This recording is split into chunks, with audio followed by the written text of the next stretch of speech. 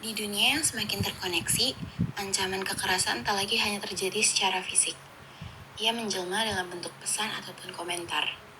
Cuplikan yang tadi kalian lihat merupakan salah satu bentuk dari kekerasan seksual gender berbasis online.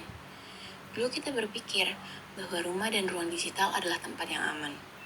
Tapi bagaimana jika ancaman justru datang dari layar kecil di tangan kita sendiri?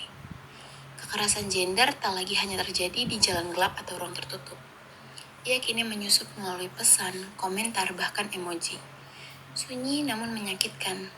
Ini bukan sekedar gangguan ringan atau lelucon.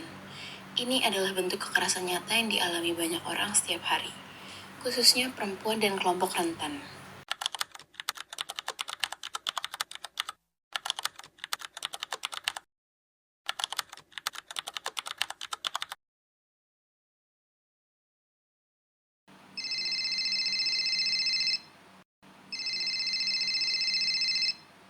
Yo, halo. Ada info nih dari PJ. Gue baru banget dapet tugas akhir buat mata kuliah sosiologi gender. Kita perlu bikin film. Serius? Langsung kabarin kelompok kita kalau gitu, biar calon start bikin strip duluan. Cie, emang paling bisa dah. Besok kita kumpul berarti ya. Oke.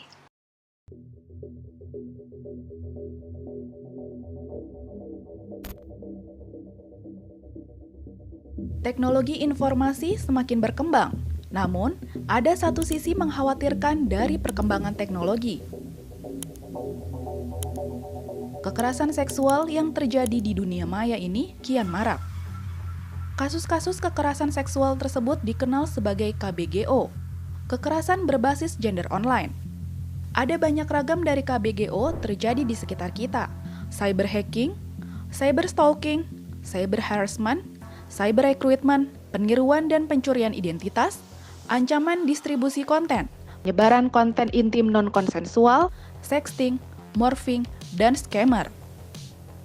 Berdasarkan catatan tahunan Komnas Perempuan tahun 2020, pengaduan kasus KBGO mencapai 281 kasus, naik 300% dari tahun 2018, yakni 97 kasus.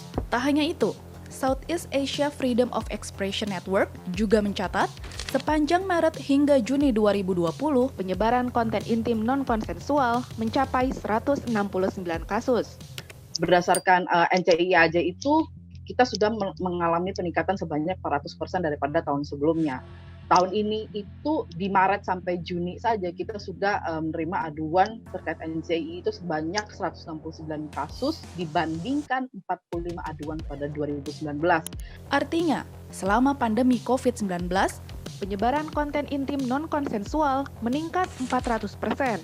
Dampak yang diderita korban KBGO tentu bukan main-main, mulai dari efek psikologis, sosial, hingga ekonomi. Jika pihak berwenang melakukan pembiaran, dikhawatirkan akan terjadi pelanggengan kekerasan seksual secara daring oleh masyarakat umum. Bahwa kalau ngomongin soal proses hukum gitu ya, ada efek khusus dan ada efek umum. Jadi efek khusus itu adalah yang dialami oleh para pihak dan efek umum itu adalah yang kita semua masyarakat itu pelajari dari kasus itu.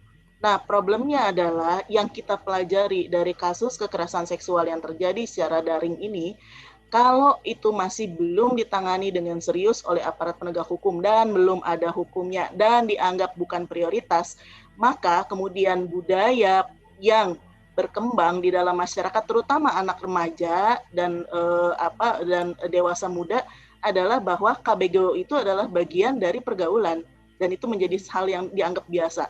Korbannya makin tambah banyak gitu. Ruang maya yang teramat bebas dan minim regulasi memiliki andil besar dalam kasus KBGO. Ditambah, rendahnya literasi digital dan pengetahuan terkait pentingnya kerahasiaan data pribadi membuat warganet rentan terhadap KBGO. Belum lagi persoalan masih terbatasnya pengetahuan dan perspektif para penegak hukum tentang korban KBGO dan perlindungan data pribadi.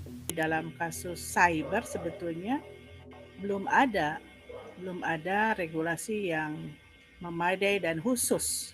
Ya. Karena di Undang-Undang ITE sendiri kan itu bahkan tidak dibahas sama sekali tentang perlindungan terhadap perempuan gitu ya. Secara spesifik itu belum ada. Dan sayangnya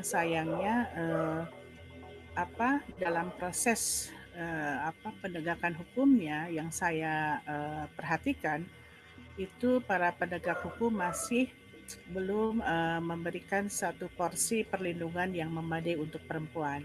Mengingat isu kekerasan masih kurang diperhatikan, baik oleh regulator maupun aparat penegak hukum, Ellen Kusuma dalam webinar Pengabdian Masyarakat Fakultas Hukum Universitas Indonesia menyinggung pentingnya menggemakan isu ini agar menjadi perhatian legislatif.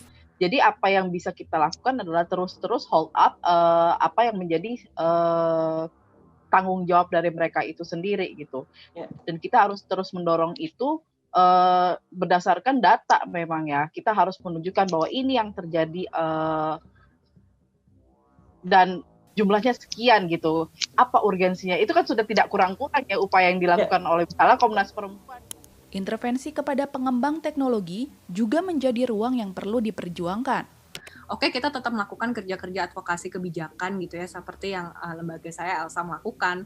Tetapi juga perlu misalnya kita melakukan advokasi atau campaign ke teknologinya gitu, supaya mereka tetap lebih meningkatkan lagi kemampuan mereka merespon.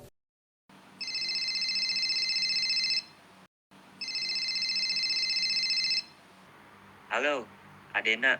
Video skrip bagian lu yang nantinya mau dimasukin ke film itu udah jadi belum? Ini lagi mau rekam, sebentar lagi udah kekirim ke lu kok. Oke deh kalau gitu. By the way, Riri gak cerita apa-apa ke lu. Kemarin pas kelompok kita kumpul bahas film ini, dia murung mojok sendirian gitu. Kenapa ya?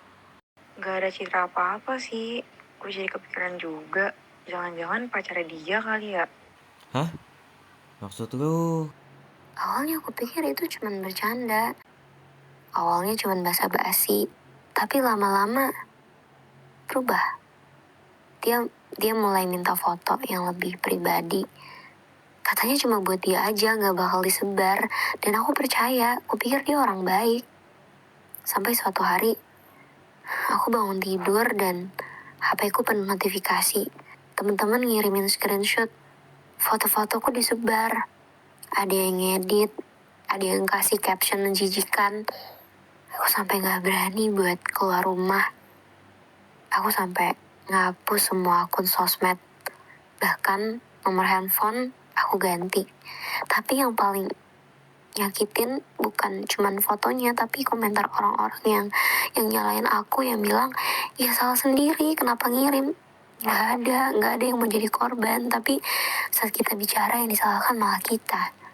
Aku cerita bukan buat minta dikasihani. Aku cerita supaya gak ada lagi yang harus melalui ini sendirian.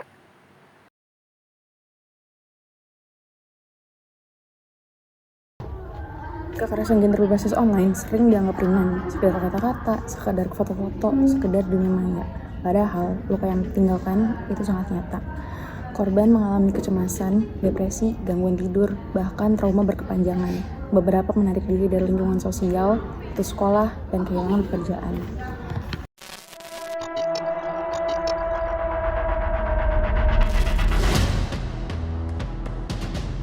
Video seks pasangan diduga selebritas menyebar di internet. Kita nggak perlu sebut subjek, karena yang menarik justru diskusi tentang revenge porn yang kemudian muncul. Apa itu revenge porn? Kenapa hal itu harus kita lawan? Merujuk European Institute for Gender Equality, revenge porn adalah tindakan menyebar foto atau video seksual secara online tanpa persetujuan. Dan revenge porn ini adalah salah satu bentuk paling umum dari pornografi non-konsensual. Pelaku revenge porn walau tak selalu seringkali merupakan mantan pasangan. Biasanya video atau gambar dibuat ketika pasangan itu masih menjalin hubungan. Atau yang juga sering terjadi, pelaku mendapat gambar atau video seks korban dari peretasan komputer ataupun ponsel. Kayaknya emang perlu hati-hati banget ya soal yang gini-gini. Data Komnas Perempuan tahun 2021 mencatat peningkatan signifikan kekerasan berbasis pada gender online. Angka kasusnya tercatat sampai 1.721 yang jika dilihat persentasenya naik hingga 83% dari data sebelumnya. Dan kalian tahu apa? Dari jumlah tersebut, kasus yang paling sering terjadi adalah penyebaran konten pornografi serta peretasan dan pemalsuan akun. Tanpa menyudutkan salah satu gender, tapi perempuan adalah yang paling sering jadi korban. Bukan berarti revenge porn tidak bisa memakan korban laki-laki ya. Lebih dalam bicara motif, pelaku revenge porn biasanya didorong hasrat untuk membalas dendam dengan merusak hidup korban lewat cara mempermalukannya. Beberapa kasus juga menunjukkan tindakan ini didasari pikiran kriminal dengan sengaja mengintimidasi dan memeras korbannya. Di sisi korban, revenge porn seringkali menyebabkan depresi bagi mereka. Yang di tingkat paling parah adalah munculnya keinginan untuk bunuh diri. Indonesia memiliki beberapa regulasi relevan. Pertama, Undang-Undang Nomor 12 Tahun 2022 tentang Tindak Pidana Kekerasan Seksual atau UU TPKS. Pasal 4 ayat 1 menyebut kekerasan seksual berbasis elektronik merupakan salah satu dari jenis kekerasan seksual. Kemudian selanjutnya pada pasal 14 dijelaskan 3 bentuk kekerasan seksual berbasis elektronik, yaitu 1. Melakukan perekaman dan atau mengambil gambar atau tangkapan layar yang bermuatan seksual di luar kehendak atau persetujuan orang yang menjadi objek. 2. Mentransmisikan informasi elektronik dan atau dokumen elektronik bermuatan seksual tanpa persetujuan penerima yang ditujukan untuk keinginan seksual.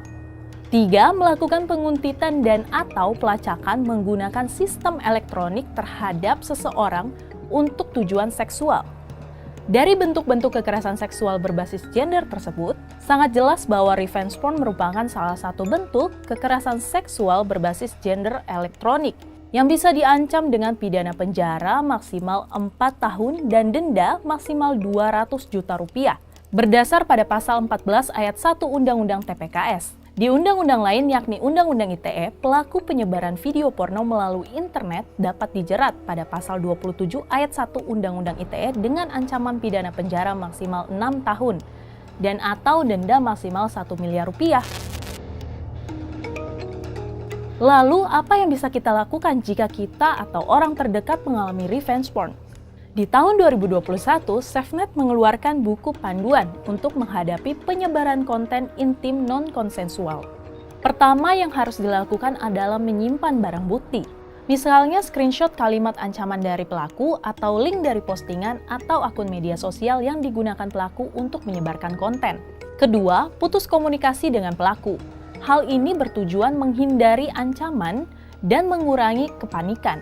Selanjutnya, laporkan ke platform digital tempat konten tersebut disebar.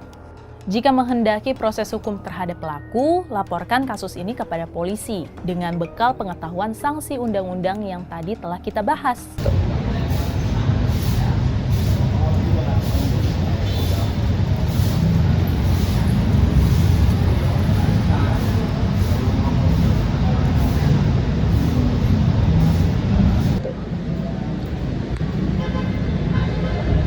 Juga aja kali ya skripnya. Gue kasih tau teman-teman gue dulu.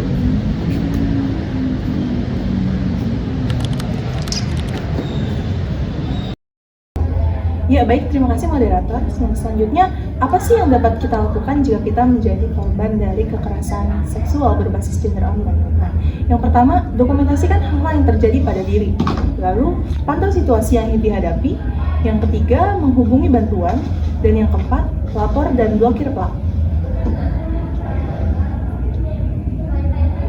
Di samping institusi pemerintah dan teknologi yang bertanggung jawab akan perlindungan data pribadi, masyarakat pun perlu memproteksi diri dari serangan KBGO. Mengedukasi diri adalah poin esensial untuk memahami hak sebagai subjek data, yang mencakup hak untuk mengakses, hak untuk berekspresi, dan hak untuk merasa aman. Dan jangan lupa untuk selalu berpikir 2 kali sebelum membagikan informasi pribadi atau mengunggah apapun di media sosial. Apa yang sebaiknya kita lakukan jika menjadi korban KBGO? Pertama, dokumentasikan kejadian secara detail, pantau situasi yang terjadi. Selanjutnya, cari akses bantuan, baik itu individu maupun lembaga terpercaya. Terakhir, lapor dan blokir pelaku. Lalu, Bagaimana jika kita mendapati korban KBGO? Saat mendampingi korban, lakukan beberapa hal ini. Dengarkan korban secara aktif, rundingkan bersama korban setiap tindakan yang akan diambil, dan bentuk jejaring dukungan serta kampanye solidaritas. Bahaya KBGO perlu gencar disuarakan supaya tercipta ekosistem digital yang bersinergi, regulasi yang melindungi data pribadi, teknologi yang ramah gender, serta pengguna yang bijak dan kritis.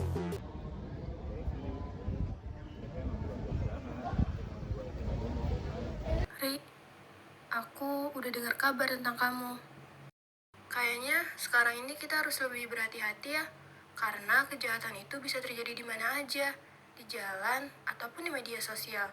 Tapi aku yakin kok, dimanapun itu terjadi, kamu tetap berhak dilindungi.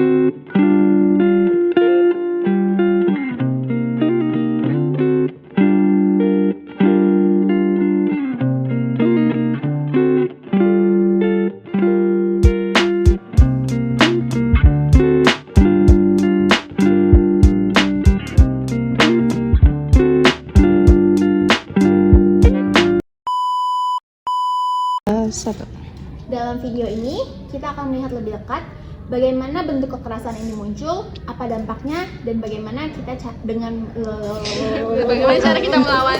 Kita kena kekerasan gender berbasis online. Apa ya? Padahal dampak yang dihasilkan sangat nyata. Bukan yang tinggalkan. Harusnya lu show tuh temen lu lagi masang sepatu. Salah dong? Gak apa-apa. Everybody makes mistake. Everybody you were liar. Bloopers.